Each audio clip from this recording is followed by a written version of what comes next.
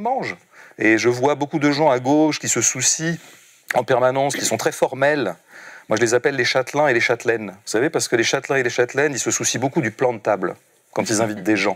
C'est le plan de table. Il faut que le plan de table soit bien fait, bien décent, qu'il puisse aider à constituer ou solidifier un réseau social. Peut-être des alliances vont s'y nouer, peut-être même des affaires vont s'y déclencher, en tout cas s'y orchestrer. Moi, c'est pas ça que je pense. Je pense au contenu même de la conversation à table.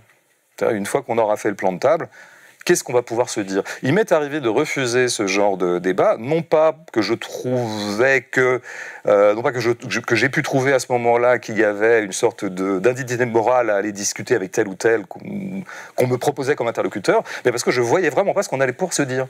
Par exemple, je vais être très factuel encore et concret. Il faut toujours être concret. Récemment, le même Morillo, et je pense qu'il ne m'en voudra pas de le révéler, m'a convié dans un premier temps à discuter avec Marc-Édouard Nab. Je ne sais pas si ça dit quelque chose à quelqu'un, Marc-Édouard Nab. Bon, chacun ira googliser.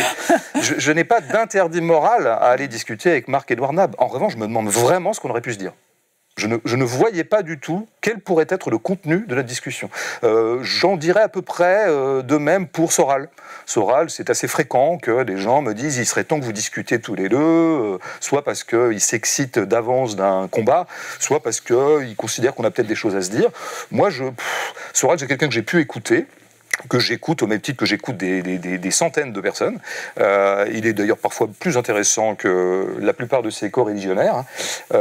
Mais en revanche, je ne vois vraiment pas ce que pourrait être l'objet du débat entre nous. Parce que lui, il a décidé de constituer que le monde était globalement dominé et agencé par la communauté organisée, comme il l'appelle, c'est-à-dire la communauté juive. Je crois que je ne trahis pas la pensée de Soral en disant ça.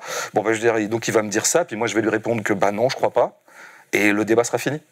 Donc voilà, encore une fois, recentrons-nous sur la fécondité possible des discussions qu'on peut avoir avec tel ou tel, et non pas sur des espèces de considérations, encore une fois, brumeuses et approximatives sur l'interdiction morale qu'il y aura à le faire.